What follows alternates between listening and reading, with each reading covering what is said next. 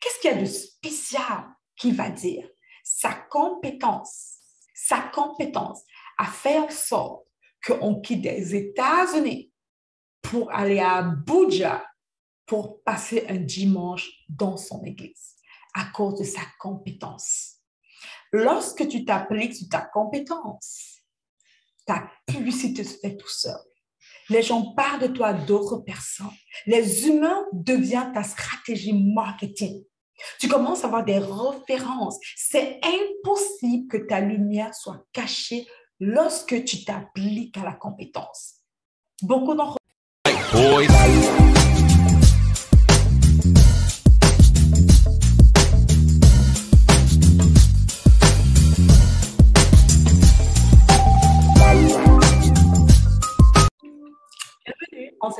À cette étude biblique réussie partie 1.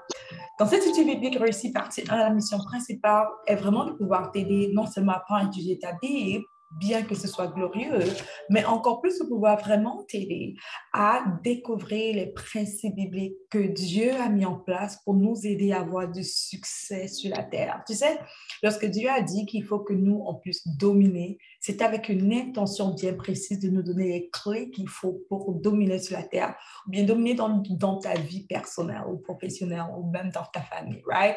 Pour le faire, il faut que tu puisses réussir au travers de la connaissance et l'application des principes divins. Et dans cette étude biblique, on va vraiment voir tout cela ensemble. Ma première chose, c'est que j'espère que tu auras du fun à explorer les principes bibliques avec moi. J'espère que tu vas pouvoir apprendre immensement, mais encore plus, j'espère que tu auras une sorte de transformation et que au travers de cette étude biblique, tu vas être équipé assez pour pouvoir courir et appliquer cela et avoir un succès exponentiel. Ça, c'est mon intention. Alors, comment nos études bibliques vont se dérouler? Chose qui va être très importante pour toi, ça va toujours, on dirait, je vais le faire aux mêmes heures en direct, ça va être à 14h heure de Montréal, à 20h de Paris, uniquement les mardis. J'appelle cette série études bibliques / réussir. Réussir avec Dieu, c'est notre série d'études bibliques Réussir avec Dieu.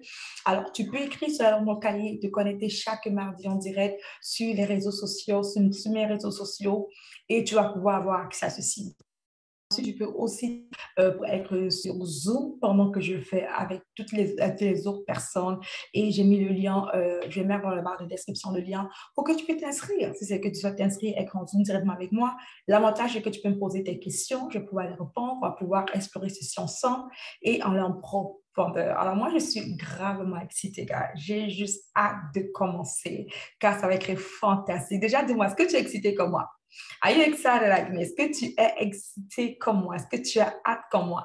Est-ce que tu as le feu dans ton cœur comme moi? Est-ce que tu as hâte de commencer ceci? Qu'est-ce que ça te dit? Dis-le-moi. Plusieurs me disent, je suis excitée des bras, je suis en feu, j'ai hâte. Yeah, super, ok, cool, super, comme moi. Comment est-ce que tu te sens? Je veux voir ceci. Dis-moi. Est-ce que tu es excité, aussi excité que moi? Est-ce que tu es en feu comme des bras? Let me see. I want to know. I want to know. OK, je veux savoir. Cool, super, Tamar, tu es en feu? Super, bravo. OK, cool. Alors, on va pouvoir commencer tout de suite. Alors, aujourd'hui, guys, dans notre étude biblique, on va vraiment aller explorer ce que Dieu dit dans sa parole. Et comment ça a commencé ceci d'ailleurs? Car je sais que ceci est inspiré du Saint-Esprit. Il m'a mis à cœur de faire ceci pour toi, car il veut te voir réussir. Ça, c'est comme prophétique, guys. J'étais en train d'étudier Proverbe 19 et si tu étudies comme un proverbe par jour, c'est un conseil que je donne à tout le monde, lire et étudier un proverbe par jour. Comme si tu es aujourd'hui, on est le 19, tu étudies Proverbe 19. Si on est le 30, tu étudies Proverbe 30. Aussi simple, OK? Une méthode vraiment simple pour pouvoir grandir en connaissance de la parole. Alors, pendant que je lisais cela, je suis tombée sur Proverbe 19, pardon, verset 8. Et c'est écrit ceci. Et je vais le lire en anglais et je vais le traduire, OK? La version francophone n'est pas exacte. Je te dis ma Bible en anglais simplement parce que c'est plus simple pour moi, mais aussi c'est un peu plus complète que la version francophone. Et je prends le temps de faire des recherches sur, écoutez, qu'est-ce que c'est écrit en grec, qu'est-ce que c'est écrit en hébreu, qu'est-ce que ça veut vraiment dire, aller à l'origine. Alors, je vais le lire en français. Proverbe 19, verset 8. Apprendre à réfléchir, c'est agir pour son propre bien. S'appliquer à comprendre mène au bonheur. En anglais, c'est écrit ceci. Celui qui recherche la connaissance et le bon sens préserve et aime son âme. Celui qui cherche continuellement la compréhension va trouver les biens et la prospérité. Et à chaque fois que je dis, quand la parole me dit que je vais trouver quelque chose qui est prospère, car je suis connectée, j'ai pour mission de pouvoir aider les personnes à réussir avec les principes divins. Lorsque je vois prospérité, abondance, réussite, ce genre de choses, je m'arrête toujours, right? Et j'ai vu, va prospérer, I'm like, wait a second. Qu'est-ce qui va permettre que je prospère? Qu'est-ce qui va permettre que je prospère encore? Seigneur, qu'est-ce que tu as dit? C'est quoi ce principe de prospérité que tu me révèles? Et je relis encore, c'est écrit, he who keeps understanding will find good and prosper. Celui qui garde la compréhension. Celui qui garde la compréhension va trouver les biens et la prospérité. Celui qui garde la compréhension va trouver les biens et la prospérité. Ça, c'est un principe divin pour pouvoir prospérer en passant. Et immédiatement après, je commence à rechercher le mot ici, understanding. Qu'est-ce que ça veut vraiment dire en hébreu? Car l'Ancien Testament, c'est écrit en hébreu et le Nouveau Testament en grec. Qu'est-ce que ça veut dire hébreu en hébreu? Alors, je vais faire des recherches pour comprendre c'est quoi understanding lorsque c'était écrit. Et devine qu'est-ce que c'est écrit? Understanding ici était égal pratiquement au mot sagesse qui veut dire skills, était égal au mot skills qui veut dire compétence. Compétence. Compétence. C'est qui veut dire compétence. Et j'appuie, alors je dis, OK, Seigneur, si je comprends bien, c'est écrit ceci. Celui qui recherche, celui qui garde et qui travaille sur sa compétence va trouver des biens et la prospérité. Guess what? Oui, oui et oui. Celui qui garde et travaille sur ses compétences va trouver la prospérité. Et c'est là que tu peux voir qu'un autre verset 8 te dit ceci. Comment c'est traduit le mot compétence ici, qui est understanding, est égal à wisdom, qui veut dire sagesse, qui est égal à compétence. Compétence, compétence. Et je suis certaine que tu as sûrement entendu lire, tu as sûrement lu dans la Bible ce verset qui a dit que celui qui est skilled, celui qui est habile dans son travail, va s'asseoir avec les rois. Qui sait de quoi je parle, qui connaît ce verset? Celui qui est habile dans sa parole, dans son travail, va s'asseoir avec les rois. Qui connaît ce verset? Je vais voir ici. Comment qui connaît cette parole? Qui j'ai entendu cette parole? Celui qui est habillé dans son travail va être assis avec les rois. Here we go. Je veux te voir. Let's go. Of course, tu connais cela. Right? Si tu ne connais pas, tu connais déjà. Déjà, avant qu'on aille trop loin, qui ici, à quelle fréquence tu étudies ta Bible, toi, dis-moi?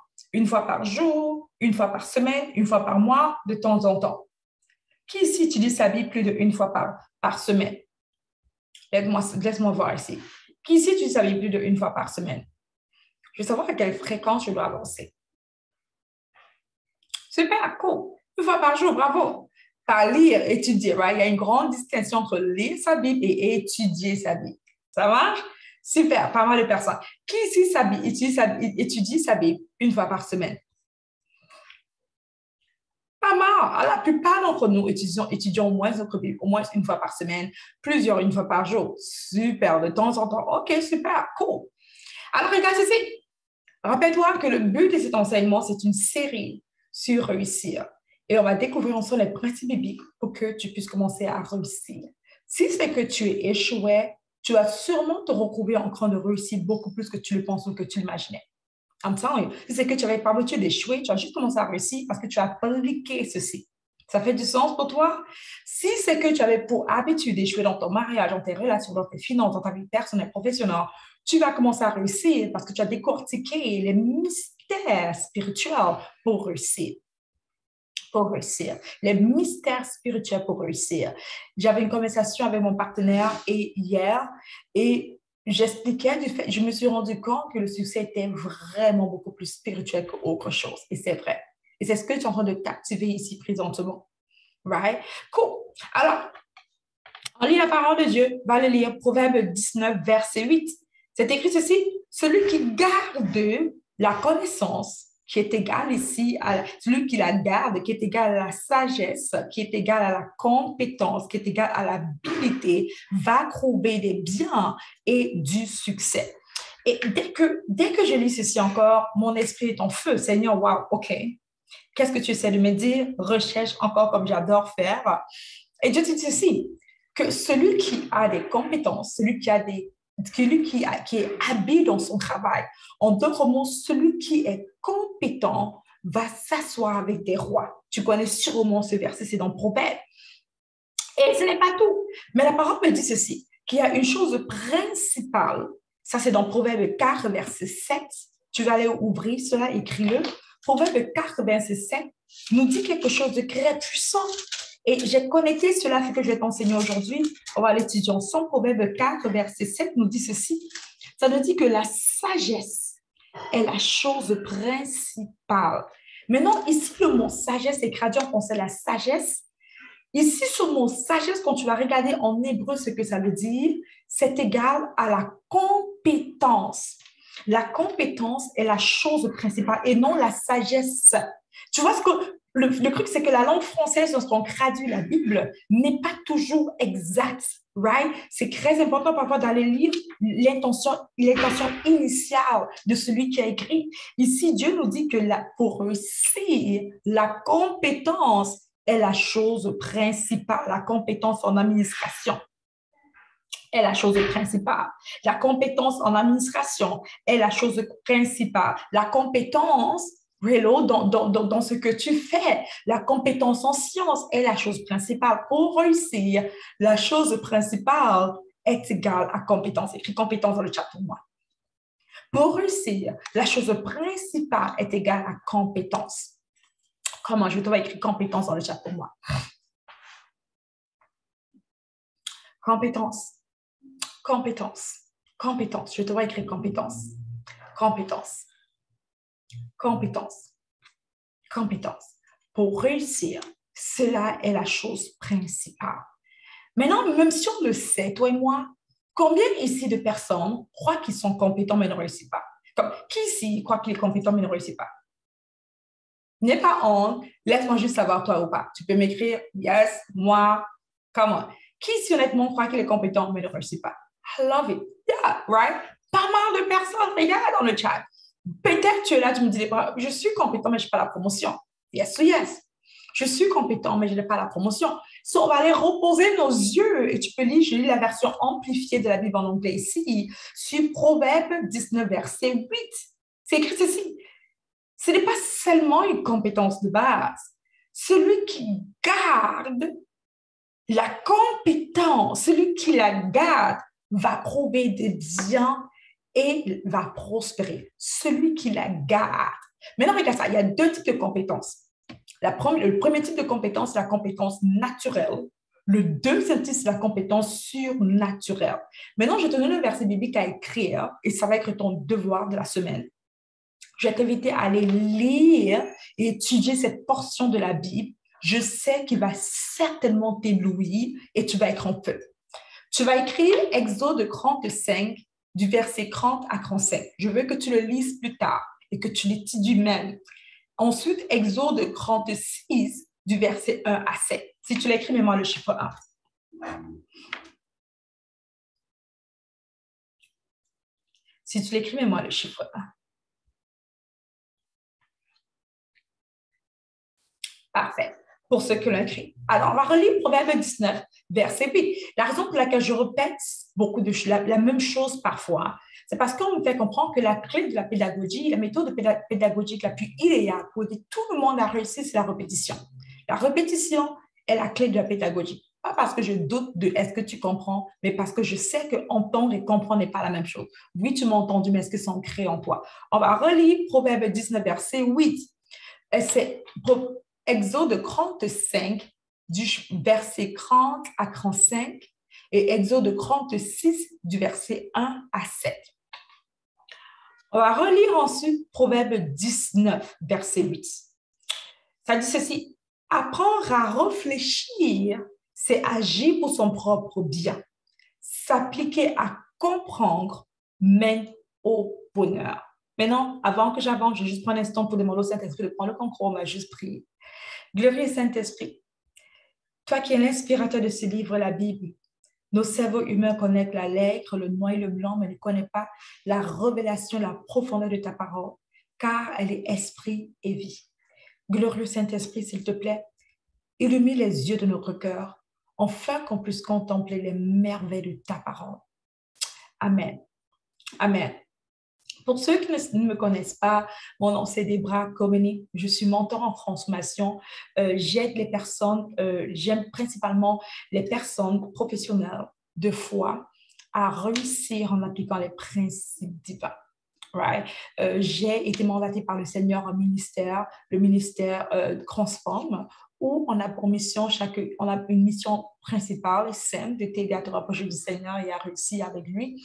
Et pour lui, chaque début du mois, on fait des jeûnes, on a un ministère de jeûne et de prière.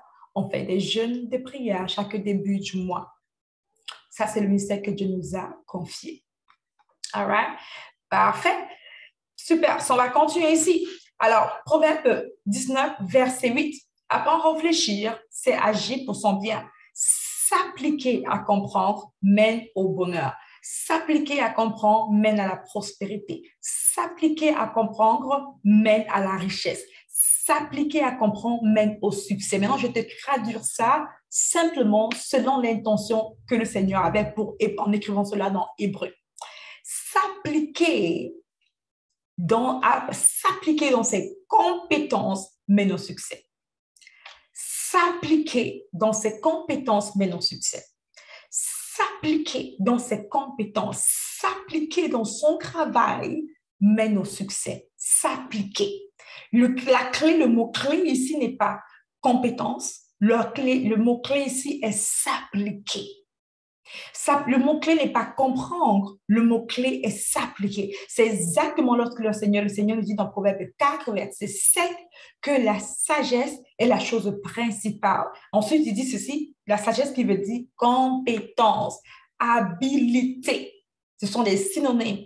L'habilité, la compétence, right, est la chose principale pour réussir. Maintenant,